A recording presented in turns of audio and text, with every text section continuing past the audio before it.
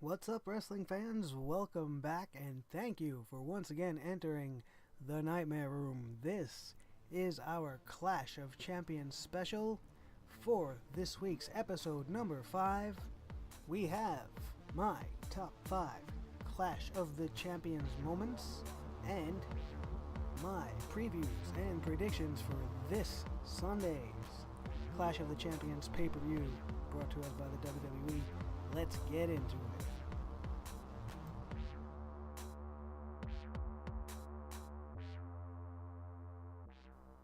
Alright, the Clash of the Champions coming to us Sunday night this week from the WWE has a very long and, I would say, complicated history in the world of professional wrestling. The Clash of the Champions was originally aired, the very first one, as a response to WrestleMania 6, and it was aired for free on the TBS network, March 27th, 1988, the exact same night as WrestleMania. And most notably, coming from this card, is our number 5 moment on our Clash of the Champions countdown, which is Sting versus the Nature Boy, Ric Flair, for the NWA World Heavyweight Championship. This match went 45 minutes, and nobody clearly won this match. This was a wrestling clinic above all else. When you watch this match, it's clear that both of these men were stars, and this was Sting's pretty much coming out party. Nobody really knew who Sting was. He was on the radar. He was wrestling on TBS and for WCW and the National Wrestling Alliance. But this match with Ric Flair put him on the map, gave birth to the man called Sting, and that is why it is our number 5 moment on this countdown, leading us into number 4, which is Ricky the Dragon Steamboat versus Stunning Steve Austin for the WCW title. This was at the 20th anniversary of the Clash of the Champions, which was September 2nd, 1992 in Atlanta, Georgia. And also, notably from this particular show, it was the very last time we would see Andre the Giant on television. This was the final time he would appear on any wrestling program, as he would pass away just a few short months later. Strangely enough, also featured on this card was a bunch of matches with people that many of us know and love today, such as Ron Simmons, the WCW World Heavyweight Champion at the time, went one-on-one with Mick Foley as Cactus Jack, of course, and he was defeated by Ron Simmons. We also had Barry Windham and Dustin Rhodes, also known as Gold Dust to the rest of us, versus the Barbarian and the Natural Butch Reed. But most amusing to me was the main event, a 4-on-4 elimination match. And listen to these teams. You have Sting, Nikita Koloff, and the Steiner brothers, Rick and Scott Steiner, taking on Ravishing Rick Rude, Jake the Snake Roberts, Big Van Vader, and the Super Invader. Who's the Super Invader? Who's the Super Invader, you may ask? The Super Invader, to some of those who are of my age or know their wrestling history, is none other than Hercules from the WWE. Hercules Hernandez, the Bobby Heenan guy, the guy that used to wear the chain around his neck. If you don't know him, look him up. Hercules Hernandez is one of the staples of 1980s WWF wrestling. Not WWE, WWF wrestling. But we're highlighting this 20th edition of the Clash of the Champions for the Ricky Steamboat versus Steve Austin match, which was a no disqualification match for the World Television Championship, in which Paul E. Dangerously, aka Paul Heyman, was suspended high above the ring in a cage to keep him from getting involved, which would help Ricky the Dragon Steamboat defeat Stunning Steve Austin and take that World Television Championship on that night. Coming in at number 3 is Clash of the Champions 11, which took place on June 13th, 1990 in Charleston, South Carolina. And there was nothing really outstanding about this one. It's just the number of names that appeared at this show that would go on to become something greater, or were already something, and now we're getting their secondary run in the NWA/WCW at the time. If you just take a look at this, we had the Freebirds, we had Michael Hayes and Jimmy Garvin, we had Bam Bam Bigelow on this card defeating Tommy Rich. We had Tom Zink and Mike Rotunda. Mike Rotunda is the father of Bray Wyatt and Bo Dallas, also known to us as IRS. This teaming on this night would defeat the team of the Samoan Savage and Fatu. Fatu, who we all know and love as the Big Rikishi, who is the father of the Usos. You see what I'm getting at here? This card, when you look at it up and down, is full of wrestling history. Mostly, this next match, the fourth match on the card to be exact, was Mean Mark Callis, who we all know to this day as the Dead Man himself, The Undertaker, who had a one-on-one match and defeated Flyin' Brian Pillman. God rest his soul. We also had a tag team match between the Rock and Roll Express and the Midnight Express, which was a very big feud back in those days. We had Barry Windham once again going up against Doug Furnas, who we would know later on in the WWE as part of a team. Furnas and LaFon didn't go very far, but he would have his stint later on. Match number 7, Lex Luger, the very best friend of Sting, would defeat Sid Vicious on this night. The next match would be Doom, the tag team managed by Teddy Long, SmackDown's former general manager, of Ron Simmons and Butch Reed. Ron Simmons, of course, Farouk, APA. They would defeat the Steiner Brothers on this night. Everybody knows the Steiner Brothers. Then we had Mr. Wonderful Paul Orndorff versus the Enforcer Arn Anderson.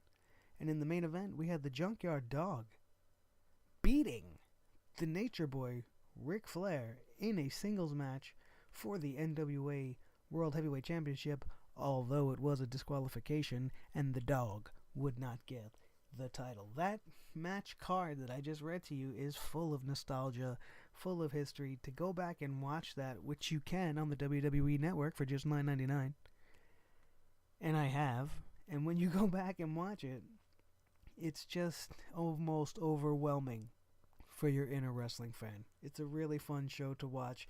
I mean, it's nothing great as far as wrestling goes, but just the faces and the youth in their faces, it's an amazing show.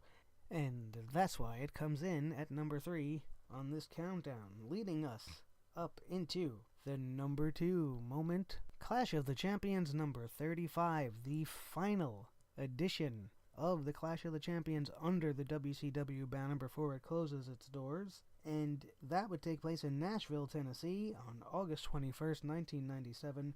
And that show would feature one of my favorite cruiserweight matches of all time, Chris Jericho versus Eddie Guerrero for the WCW Cruiserweight title.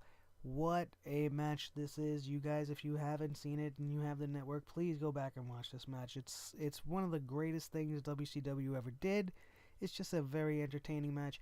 Anytime you can get your eyes on either Eddie Guerrero or Chris Jericho is highly recommended by me, especially when they're wrestling with each other and with the Cruiserweight title on the line and in their WCW characters. This was what WCW was all about. This is what they needed to highlight, and they didn't highlight it, and that is the reason why they failed.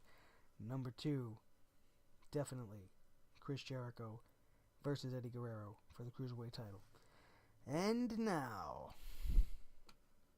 number 1 is Clash of the Champions number 6, April 2nd, 1989, at the Louisiana Superdome in New Orleans. This particular Clash of the Champions featured what is probably the greatest Ric Flair versus Ricky Steamboat match that had ever aired on television. It is worth noting that these guys have wrestled probably about 3,000 times to their own admission. They will either one of them will tell you that, and they will both go on record as to say that none of the matches they had on TV could hold a candle to half of the matches they had around the world. But this particular one is the one. If you can go back and watch Steamboat Flair anytime in the world, this is the time you want to go to. 60-minute time limit. 2 out of 3 falls for the NWA World Heavyweight Championship. Ric Flair pins Ricky Steamboat for the first fall at 20 minutes. Near 20 minutes they wrestled before there was even anything. And then Flair goes ahead, only to be turned around and submitted by Steamboat at the 35-minute mark. And this match would go on for nearly another 26 minutes until Ricky the Dragon Steamboat would pin Ric Flair after a failed double chicken wing attempt, and Flair falls on top of Steamboat. Both men's shoulders were down, but Steamboat at the last second got that shoulder up, as the best of the business do, and Steamboat would ultimately win that match, retain the World Championship title. Ric Flair would go on to win it back from him shortly in a non-televised match later on. But those are my definitive 5 moments of the Clash of the Champions. If you are fortunate enough to have the WWE Network or can possibly find it right here on YouTube, I implore you to just look up some of the classic moments from the Clash of the Champions. You will not be disappointed. Your inner wrestling fan will thank me, especially with the crap we've been getting lately. Which is going to lead us now into the crap we're probably going to see tomorrow. The WWE is going to put on a Clash of the Champions. Now, they had done Clash of Champions before, since they got the WCW thing, but they kind of changed it to Night of Champions, but now we're going back to Clash of Champions, probably because it sounds better and it is more nostalgic. Why we're using Clash of Champions and not some of the other WCW pay-per-views like War Games, or how about Halloween Havoc? Anybody want to see a Halloween Havoc out there? That was only my favorite WCW pay-per-view of the year. And even World War III. That would be interesting nowadays to see how the WWE would pull that off. There's so many things they could pull out of that box that they own to play with. Fall Brawl. War Games. Come on, War Games. What more do you need? Throw War Games at us during Survivor Series. It's a Survivor-style match. Come on. What are you doing? You're all asleep over there. But let's not get sidetracked, because we're here to talk about Clash of Champions, which is coming to us live Sunday, September 25th at 8 p.m. from the Bankers Life Fieldhouse in Indianapolis, Indiana. What do the WWE have in store for us on this night? I am not really looking forward to anything, if I'm being honest. We're going to start from the bottom up. We're going to go from the pre-show match, which is going to be Alicia Fox versus Nia Jax. Who really cares about this? You threw this at us with little to no interest. Big deal. She beat up Alicia's little friend that nobody knew and nobody cares about and we haven't seen since. And now Nia Jax almost killed Alicia Fox on Raw last week, and now they're going to have a match, and it's during the kickoff show, and Nia Jax deserves better than this. She deserves to at least be on the main roster, and if I did anything at all, hashtag booked it better, I would not have Nia Jax in this match at all. I would not have her involved with Alicia Fox at all, and I would have her come out and absolutely destroy whoever wins the women's title match. That is how Nia Jax should be booked, and then we don't have them touch again until the very next pay-per-view. You start to build old school. You do interviews, you do segments. You don't have them interact. You don't need people coming out and doing commentary and doing stare-downs to their opponents. It's getting old, it's getting drab, it's getting repetitive, and I'm hoping for a change, as always, because we're always about hope here. But it's not starting out that good, you guys. So Alicia Fox, Nia Jax, kickoff show match. Who really cares? Nia Jax is going to win. That's my prediction. Nia Jax wins. If Alicia Fox survives, I'll be surprised. Then we have Sami Zayn versus Chris Jericho. Another one with little bit better of a build than most of the other stuff here. I mean, they've actually had some kind of verbal sparring between the two. They've had minimal interaction as far as matches go. I mean, they did put them in that 10-man tag, but we didn't really get to see that, which was good because you need to save this kind of stuff, man. And Sami Zayn versus Chris Jericho, I expect this match to possibly steal the show, because Chris Jericho steals the show every time he graces my screen, whether it's just on an interview or in the ring, because the man is at the top of his game. He is the number one top-level superstar, in my opinion, on the roster. There's nobody that can touch Chris Jericho. Right now, he's on par with the very best in the business, if not the very best. He's solidifying himself as the best. Look at the run he's having. He's having a more successful, longer run than most of the other biggest names in the business. Chris Jericho's rebirth, again, has given him a whole new generation of fans, a whole new slew of catchphrases and slogans, because Chris Jericho has it, everybody. And I expect this match to be a barn burner, and it's probably going to steal the show. But I don't think we're going to have Chris Jericho much longer, you guys. And Sami Zayn's probably going to get the win. Jericho will do the honors and make Sami Zayn look fantastic, as well as making himself look great, as he always does. Then we have the Cruiserweight Championship match, which this whole thing just disgusts me, because I had so much love and respect for the Cruiserweight Classic that the way they're featuring the Cruiserweights, as we talked about during my Raw review, is just deplorable. And this match has no interest. It has no buzz, aside from the fact that we have Brian Kendrick. Brian Kendrick, who's a familiar name and a familiar face to some of us, but most of the new fans don't really know who he is. He's just the guy from that Cruiserweight show they've been doing. At least that's what I believe the majority of the fans see. And TJ Perkins hasn't even made an appearance on Raw, so why does anybody even care? Nobody in the mainstream Raw audience has even been exposed to the Cruiserweight Champion yet. And nobody's going to care about this match. I can only hope the fans in Indianapolis have the network and watch the Cruiserweight Classic and give this match some sort of respect if WWE Creative don't keep them reined in like we saw on Monday night, because the action we saw was not Cruiserweight action. Go watch the Cruiserweight Classic. That's Cruiserweight action. I hope they take the chains off these guys, let them go out there, burn it down for 15 minutes, show the world what the Cruiserweights can really do. And, I mean, I don't see Brian Kendrick winning. They gave it to Perkins. For them to have him drop it already would be this flip-flop title thing, and it just would not give any prestige or any meaning to the new belt. It would just be another accessory to pass around between whoever the flavor of the month is going to be. And I don't want that. I don't want that for the Cruiserweight division. And these jerk-offs in the creative, they don't know what they're doing.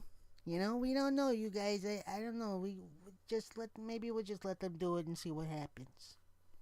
That's what I hope creative says. Then we're going to have match 7 of Cesaro Sheamus. And my biggest gripe, as I've mentioned before, is none of these matches have been any different than the other. It doesn't matter what kind of moves you can do. I don't care. There's been no differentiation of any of these matches. Can you tell me any difference from match 1 to match 6? There's only one difference I can tell you, is we didn't see match 4. Match 4 was at a house show. That was the most different thing you did. You made a win at a house show mean something. Big deal. What does that mean to us at home? It means absolutely fucking nothing. It means nothing. And this whole best of 7 means nothing. You show me the same match 6 times. We know Cesaro's going to win. And the best thing that could happen is that somehow he ends up not getting what he's promised, this mystery title match. Or maybe the title match is going to be for the SmackDown title. maybe they'll throw some kind of twist in that way and get rid of one of the two of them, because one of them have to go. I'd rather it be Cesaro, go to SmackDown. But, I mean, this is almost reminiscent of Sheamus and Randy. Like, I don't want to see them even look at each other because I've seen them wrestle 1,500 times. And at this point, I'm feeling that way. With these two, it didn't come off the way they wanted it to. It has no meaning. Who cares? They're going to get a title match. They're going to use their title shot, and they're going to lose. Okay? No matter which one it is, whether it's Sheamus or Cesaro. I really can't tell you if they are going to make Cesaro win, because look how much damage it's going to do to Sheamus, and maybe it'll give Cesaro a reason to want to leave if they turn around, because a lot of people are expecting to see Cesaro win. So, maybe they'll throw a wrench in the works there and flip it on us. But only time will tell, and we will find out at the Clash of Champions. We have the Raw Tag Team Championship match, The New Day versus Gallows and Anderson, and again, I don't really care. I should care. I love The New Day. But I'm done. I'm almost done with it. It's run its course. There's not much more you guys can do. You're very entertaining. You make me laugh. I love the whole thing. But it's time to wind up this tag team run. Give the belts to Gallows and Anderson. Make these two serious again. Stop this joking around bullshit. Get them back to where they need to be. A badass tag team that destroyed the world in New Japan and are here to lay claim to the tag team division. And it starts with the New Day. And that's the way it's got to be. And the New Day needs to drop the titles. That's what I predict is going to happen. The New Day can stay the New Day and still do all the things they want to do. But the straps need to go to Gallows and Anderson. Or it's just going to be more of the same.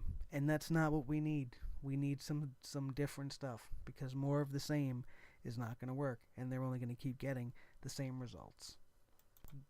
Then we're going to have the Raw Women's Championship triple threat match. Again, unnecessary. Sasha Banks and Bayley should not even be looking at each other right now. They should be saving that for a big moment. I don't care what it is. Whether it's the Royal Rumble, it should be WrestleMania. But you got to save it by throwing it at us already. They've already been in the ring, although they were partners, and that's fine. But if they start wrestling each other, it's taking the magic away from how big the moment can be when Sasha and Bayley finally take center stage and main event either a Raw or a pay-per-view. You're watering everything down because you're using this internet mentality of the wrestling fan and the world needs everything right now. Hurry up. Now. And that's not the way it is. That's not the way it is. Not with wrestling. Slow building and anticipation is what make people come back for more, and it's not at all what you're giving us. So we're getting this triple threat, and this one's a little hard to call. I think if they were smart, Charlotte will retain the title. Sasha and Bayley will have minimal interaction. They'll start to finish this stupid angle with Miss Piggy, Dana Brooke, and Charlotte, because I'm done with that too. And maybe Charlotte can play with her for a while. And, Sasha and Bayley, maybe start the build now, but don't start throwing them in matches. You've already ruined it, and I'm afraid of where it's going to go. But I expect Charlotte to retain. I don't think either one of the other girls are going to get their victory just yet. Then we have the worst booked angle of all time, Rusev, the man who can't stop getting married, versus Roman Reigns, the man who can't stop getting booed, and it's just of no interest to me. And you won't hear me say this often, but the best thing that can happen is if Roman Reigns wins the United States title, because maybe he'll make it mean something. Rusev hasn't been around, he hasn't been wrestling, he's just been getting married and getting laid over and over and over again for the last 2 months, and he should have surrendered the title if he wasn't going to be around, It just makes it seem cheap. It makes it seem, again, like an accessory that is not needed. So maybe if you give it to Roman, he'll actually defend it. He'll make it worth something. Maybe do the John Cena thing, the U.S. title open challenge. I don't know. I'm not trying to solve the Roman Reigns problem because it's unsolvable unless they just change him up completely. Repackage is the way to save him, but they're not going to do that. But it might begin if he wins the United States Championship when he takes on Rusev at Night of Champions, because I'm tired of these two even being involved. Get it over with and let's move on. Which is going to bring us to our main event. The WWE Universal Champion Kevin Owens taking on the former Golden Boy Seth Rollins. Again, I cannot state enough that this match was not built properly. This match is just like, here, we're taking this guy and this guy, I'm going to make them wrestle and we'll see what happens. It's almost like what they did with Raw. Well, we'll take these two guys, we'll throw it in a steel cage, that'll mean something. That's what I feel like's happening here. Well, Kevin Owens got the title, if he fights Seth Rollins, that'll mean something. So let's just throw that match together. Let's throw it together in 2, maybe 3 weeks. We'll have Seth Rollins do all his talking to Stephanie McMahon and Mick Foley. And he won't even take Kevin Owens seriously. And Kevin Owens will stand there like a centerpiece and just be holding the title. And I wouldn't be surprised if Seth Rollins wins. It would be a travesty if he won. I'm a Seth Rollins guy. I'm also a Kevin Owens guy. But right now, the Universal Championship needs to be built up. It needs some prestige. And Kevin Owens is the man to do it. If he can defend the title repeatedly, and it starts with Seth Rollins, he comes out the winner. Maybe we'll get lucky, and Triple H, that monkey, will finally come out and finally tell us what the hell he's doing here. And maybe we'll even get a clue as to what the end result of this whole scenario might be. Is Kevin Owens his new guy? Is Seth Rollins on his shit list? Why? What the hell happened? I'm not complaining about waiting. I'm anticipating. But, a little something would have been nice since the last pay-per-view. Just a little nugget, some breadcrumbs, maybe you twinkle our way. I don't know, just to give us some clues, some hints. But Triple H just disappeared, taking care of business, did his Cruiserweight Classic, did everything else he had to do, but he's not talking to us. And maybe we'll get that answer. If not, maybe we'll get some shenanigans from Triple H again during the Clash of the Champions, and maybe he'll finally decide to grace us with his presence on Monday Night Raw and give us a reason to tune in and listen. So there are my previews and predictions for the show coming up this weekend. I hope you guys enjoyed the show. Make sure if you do, you hit that thumbs up button, you hit that like, you hit that subscribe button. Make sure you come back for more, because the door is always open for you guys at the Nightmare Room. Don't forget that we have some cool stuff coming up, so make sure you keep on listening. We got t-shirts in the works. We got some other cool stuff coming your way. Right now we got some real special things in the works. And again, I know I said that we might be doing a little read from the documentary, a little sneak peek preview, and as we're coming up on 30 minutes here, I'm not going to do that to you. Not going to do that to you this week. We're going to make that part of next week's show, so make sure you come back. And thank you for being part of episode number 5 of The Nightmare Room. I love you guys. Make sure you tune in to the reviews this week for the Clash of the Champions, Monday Night Raw, and SmackDown. Subsequently, we did not have a SmackDown review this week because we did have some audio and technical difficulties, which, as you can hear, we have now recuperated from and are back in business. So, thank you once again, everybody. I love you guys, and I'll see you guys tomorrow.